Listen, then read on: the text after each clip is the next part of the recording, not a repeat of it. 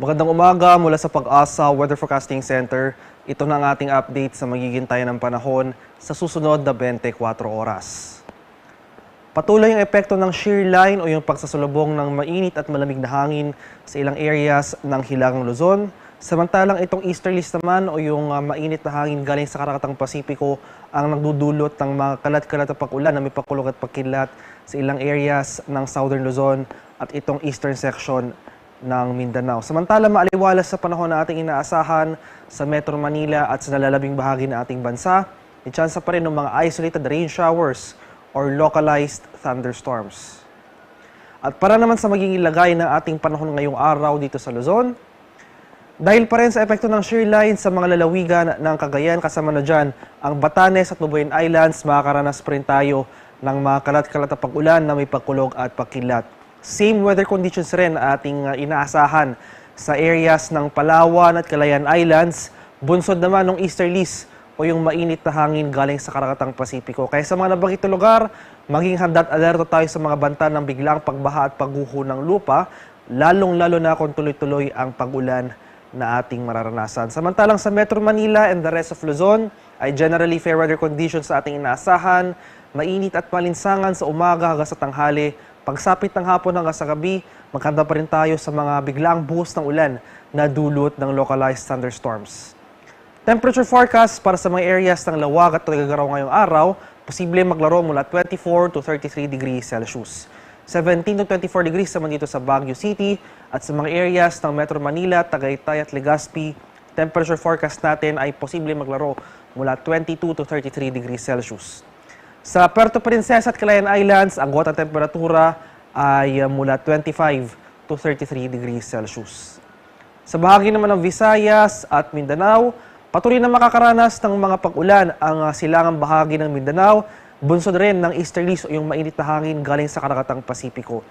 Samantalang sa buong Visayas at sa nalalabing bahagi ng Mindanao, ay maaliwalas na panahon na rin na ating inaasahan. Generally, fair weather conditions, maganda pa rin tayo sa mga tsansa ng isolated rain showers or localized thunderstorms.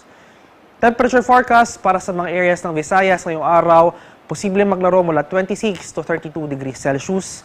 At sa bahagi naman ng Mindanao, temperature forecast natin ay posible maglaro mula 24 to 33 degrees Celsius.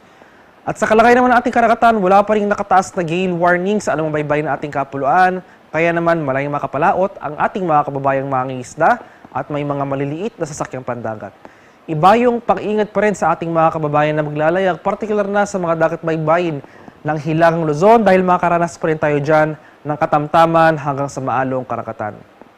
At para naman sa ating 3-day extended weather outlook sa mga piling syudad ng ating bansa, bukas araw ng Lunes hanggang sa November 7, araw ng Martes, inaasahan natin ang muling pagbugso or paglakas ng ating hanging amihan o northeast monsoon sa ilang areas ng northern at central Luzon.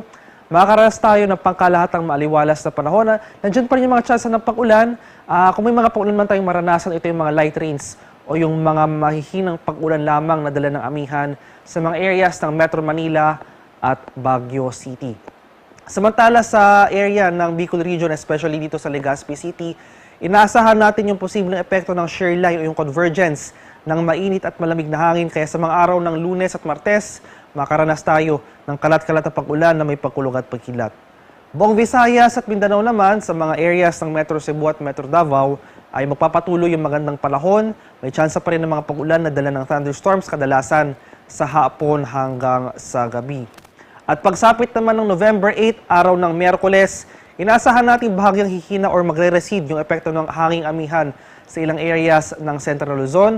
Kaya pagsapit ng Miyerkules sa syudad ng Metro Manila, makakaranas muli tayo ng mataas na tsansa ng mga localized thunderstorms pagsapit ng hapon hanggang sa gabi.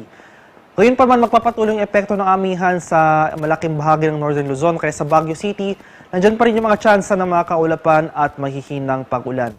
Sa bahagi naman ng Legazpi City, sa araw ng Miyerkules, magpapatuloy yung epekto ng shear line kaya makakaranas pa rin tayo ng mga kalat-kalat na pag-ulan na may pagkulog at pagkilat sa nabanggit na lugar.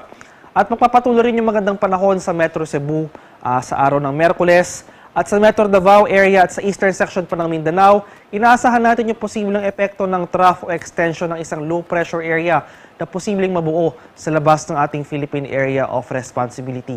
Kaya sa araw ng Miyerkules sa eastern section ng Mindanao, makakaranas tayo ng mataas na tsansa ng kaulapan at mga kalat-kalat na pag-ulan, pagkulog at pagkilat. Ang haring araw dito sa Kamaynilaan ay sisikat mamayang 5:53 ng umaga at lulubog naman mamaya sa ganap na 5:27 ng hapon. At para sa karagdagang impormasyon tungkol sa ulat panahon, lalong-lalo na sa mga thunderstorm advisories na posibleng i-issue ng ating mga Pag-asa Regional Center sa ating mga lokalidad, ay follow kami sa aming social media accounts at DOST_Pag-asa. Mag-subscribe na rin kayo sa aming YouTube channel sa DOST Pag-asa Weather Report at palagi bisitahin ang aming official website sa pag-asa.dost.gov.ph. At yan lamang po ang latest mula dito sa Pag-asa Weather Forecasting Center. Magandang umaga sa ating lahat. Ako po si Dan Villamil nag-uulat.